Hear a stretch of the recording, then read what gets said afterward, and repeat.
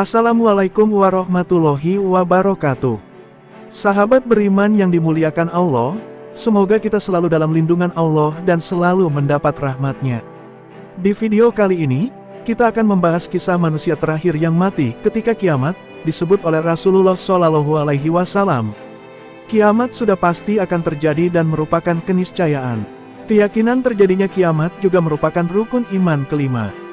Sebagai seorang muslim, tentu kita wajib mempercayai datangnya hari kiamat. Sebab, tidak sempurnalah iman seseorang jika tidak mempercayai salah satu dari 6 rukun iman, termasuk kiamat.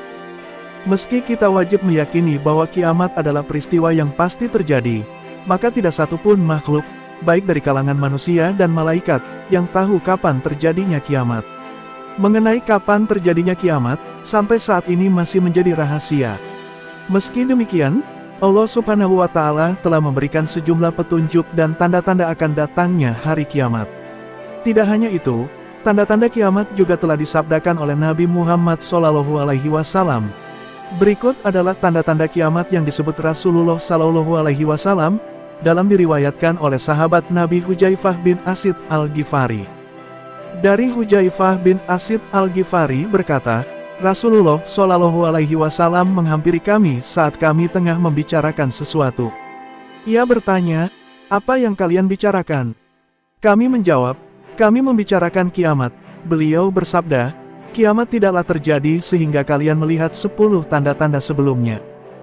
Rasulullah menyebut kabut, Dajjal, binatang, At-Dabah, terbitnya matahari dari barat, turunnya Isa bin Maryam alaihi salam, Yajuj dan Majuj, 3 gerhana, gerhana di timur, gerhana di barat dan gerhana di Jazirah Arab.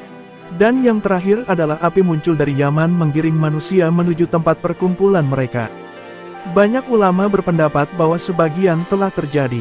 Lalu apa yang terjadi di hari kiamat? Kiamat adalah peristiwa yang mengacu pada akhir dari dunia dan matinya semua yang hidup.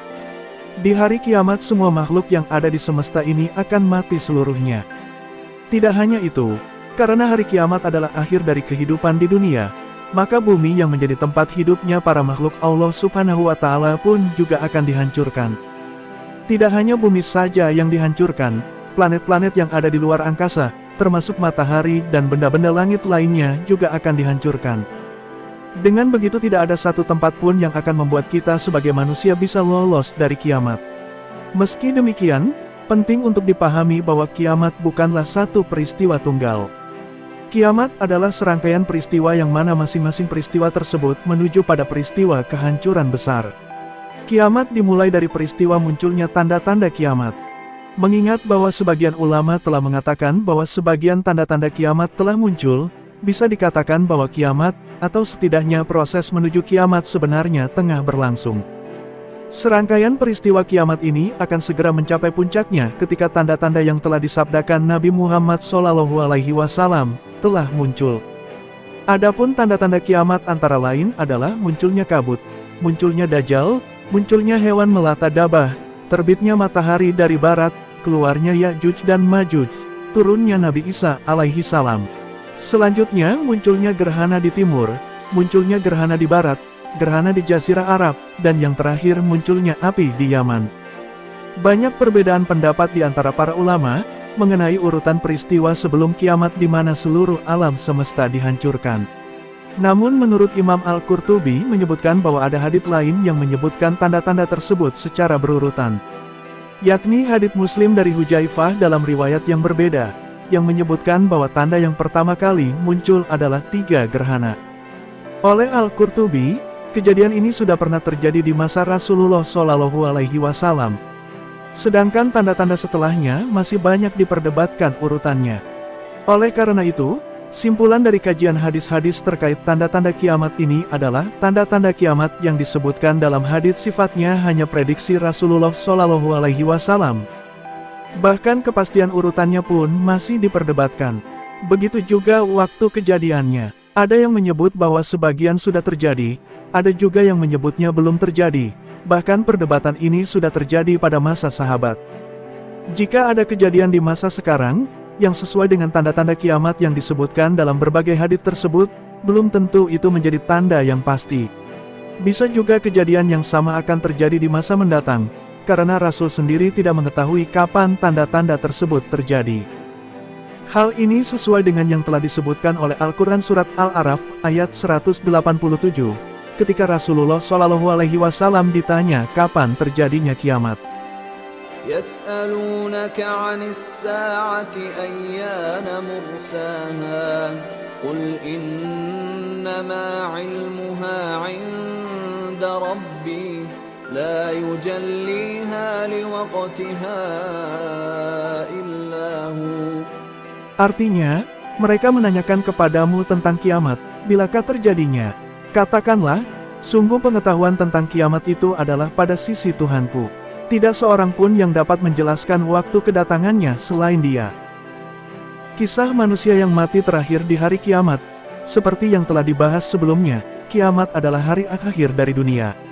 Pada hari kiamat semua yang hidup akan mati, bahkan malaikat pun akan dimatikan oleh Allah Subhanahu wa Ta'ala.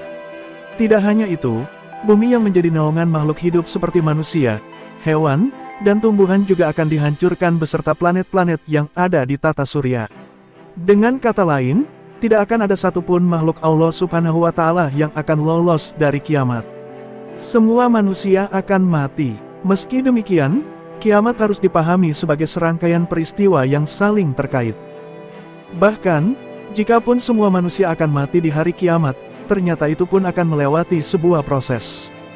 Sehingga, ketika hampir semua manusia di muka bumi telah mati, masih ada manusia terakhir yang masih hidup di muka bumi ini. Manusia yang mati terakhir di hari kiamat adalah seorang penggembala kambing. Dia adalah orang asli suku Madinah. Ketika kiamat terjadi, sang penggembala kambing ini bahkan tidak menyadari bahwa dirinya adalah satu-satunya manusia yang masih hidup di muka bumi ini. Dia kemudian masuk ke kota Madinah, dan tidak menemukan tanda-tanda kehidupan sama sekali. Lalu ketika telapak kakinya menyentuh tanah kota Madinah, maka pada saat itulah dia meninggal dunia.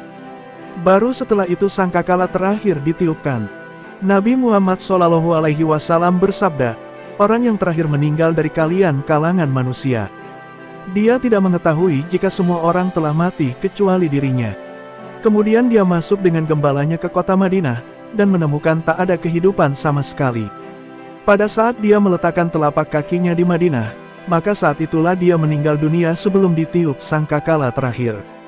Sahabat muslim yang dirahmati Allah, itulah kisah manusia terakhir yang mati ketika kiamat, dan tanda-tanda kiamat akan datang. Semoga kita semua termasuk orang yang selamat di dunia dan di akhirat. Amin. Wassalamualaikum warahmatullahi wabarakatuh.